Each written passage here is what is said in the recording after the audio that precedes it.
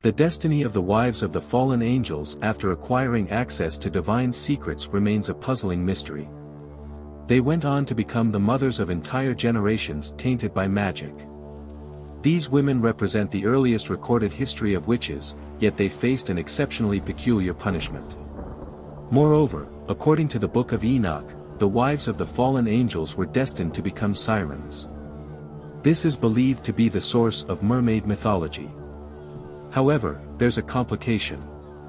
The legend of sirens originates from ancient Greece, with the earliest known documents dating to around 300 BC, suggesting that mermaids are not sirens. According to ancient lore, sirens resemble birds and would circle boats, enchanting sailors with their voices until they led them to shipwreck on rocky shores. If the wives of the fallen angels truly became sirens, they would have appeared more bird-like. However, I suggest that instead of mermaids, the wives of the fallen angels transformed into songbirds of the deep blue sea. Now, let's revisit the Bible and discuss the women whom the fallen angels married. The most relevant passage for this narrative is Genesis chapter 6, starting from verse 1. When mankind began to proliferate on the world and daughters were born, the sons of God saw their beauty and took them as brides. And the Lord said, My soul shall not always strive with man, for he is also flesh, but his days shall be 120 years. Giants roamed the earth in those days, and when the sons of God came to the daughters of men and bore children with them, those offspring became renowned heroes of old. And God observed the great depravity on earth, noting that the thoughts and imaginations of man were consistently evil. And the Lord regretted creating man on earth, causing sorrow in his heart. And the Lord declared, I will wipe out from the face of the earth both man and beast, along with the creatures that crawl and the birds of the air, for I regret having made them. However, Noah found favor in the eyes of the Lord. These are the family records of Noah. Noah was a righteous man, blameless among his contemporaries, and he walked faithfully with God. Noah had 3 sons, Shem, Ham, and Japheth. The earth was corrupt in God's sight and full of violence. God observed the earth and saw how corrupt it was, for all humanity had corrupted its ways. Then God said to Noah, The end of all creatures is before me, for because of them the earth is filled with violence. I am going to destroy them along with the earth. From this passage in Genesis chapter 6, it's believed that the sons of God referred to the fallen angels, while the daughters of men were human women from the time of Enoch to Noah. Now, if the wives of the fallen angels were human, how did they become the sirens, considered the first witches on earth? Let's explore how these myths intersected with ancient Christian beliefs. By the 4th century, as Christianity supplanted pagan beliefs, the literal belief in sirens was discouraged. Sirens were depicted as female-headed creatures with bird-like bodies. Traditionally, they inhabited an island in the sea and used their enchanting songs to lure sailors to their deaths on the surrounding rocks. Sirens combined aspects of women and birds in various depictions. Early Greek art portrayed them as birds with female heads, feathers, and scaly feet. Later representations depicted them as feminine figures with bird legs, sometimes with wings, often playing musical instruments like harps. According to the 10th century Byzantine encyclopedia Suda, sirens were described as having sparrow-like bodies from their chests up and women's forms below, or as small birds with women's faces. Over time, they evolved into alluring ladies whose physical allure, not just their songs, captivated men. While similar creatures exist in myths worldwide, sirens are most famous for their origins in Greek mythology and Germanic folklore. Greek accounts differ on their number, with some claiming 2, 3, or even up to 13 sirens. The parentage of sirens also varies, with some attributing their lineage to sea deities like Phorcys or Aeschylus, while others suggest ties to the Muses, nymphs, or even the earth itself. The Germanic siren, known as Lorelei or Lorelei, had a unique story. Sometimes resembling Greek sirens, Lorelei was also depicted as the spirit of a betrayed woman longing for her lost love. Some tales portray her as an invisible spirit whose voice, after death, lured sailors to their doom, reminiscent of the Greek nymph Echo's story.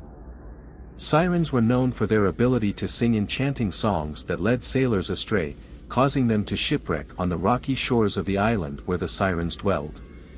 In Greek mythology, this island was called Anthemusa or Anthemoessa, while Lorelei's domain was a towering rocky cliff named in her memory after her demise.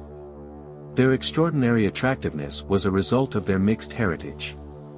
Typically depicted as blondes, sirens could have various hair colors, and their appearance ranged from slender to curvaceous. Some resembled human women, while others had wings or a bird-like lower body. Their skin tone and eye color also varied. In terms of hierarchy, sirens are often born in groups referred to as choirs, which remain together for life.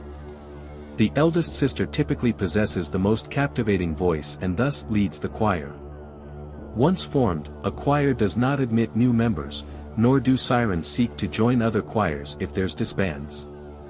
If a siren must leave her sisters due to circumstances like the death of her choir, her impending death, pregnancy, or banishment, she often chooses solitude on her own island or elsewhere to conduct her affairs.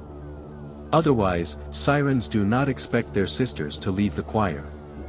Saint Jerome, who translated the Latin Vulgate version of the Bible, used the word sirens to translate the Hebrew word for jackals in Isaiah 13 verse 22 and a word for owls in Jeremiah 50 verse 39. In Clement of Alexandria's 2nd century teachings, the siren is symbolically depicted as a beautiful courtesan or prostitute who sings captivating melodies to men, representing the allure of pleasure. Later writers, including Ambrose in the 4th century, emphasized the siren's role as a symbol of worldly temptations. However, it's essential to note that this interpretation does not imply an endorsement of Greek mythology. The early Christian interpretation of mythological beings as deified humans received substantial support from Isidore of Seville's Etymology, 560 to 636 CE. Isidore describes the Greek belief that sirens were part virgins, part birds, possessing wings and claws, and luring sailors to shipwreck with their songs. Isidore also suggests they were viewed as prostitutes who led men to poverty and shipwrecks, with their wings and claws symbolizing the flight and harm caused by love. The association with water stems from the belief that a wave gave birth to Venus. Sirens and onocentaurs are discussed together in a single chapter in the Physiologus due to their joint appearance in Septuagint translations of Isaiah 13 verses 21 to 22 and 34:14.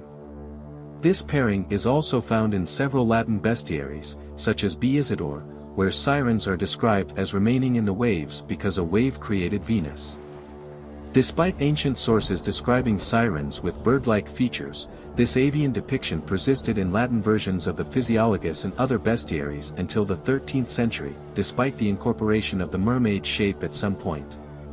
For instance, the Bern Physiologus from the mid-9th century depicts sirens as woman fish, mermaids, despite the text describing them as avian.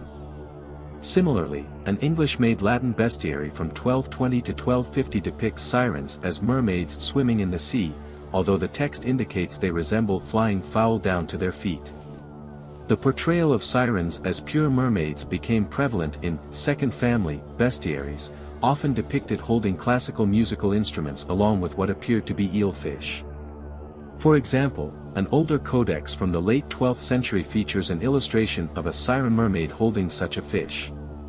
However, there are counterexamples where depicted sirens, typically in groups of 3, maintain a bird-like appearance consistent with textual descriptions. On occasion, sirens were depicted as hybrids, featuring a human torso, a fish-like lower body, and bird-like wings and feet. Some renditions show wings emerging from the shoulders, while others depict wings hanging at the waist. Moreover, siren illustrations often include them holding a comb or mirror. This imagery contributed to the association of combs and mirrors with mermaids in European folklore, stemming from descriptions of sirens as vain creatures that necessitated such accessories. Therefore, it can be inferred that sirens are likely unrelated to the wives of the fallen angels, and any perceived connection between them is likely purely mythological. I appreciate your viewing.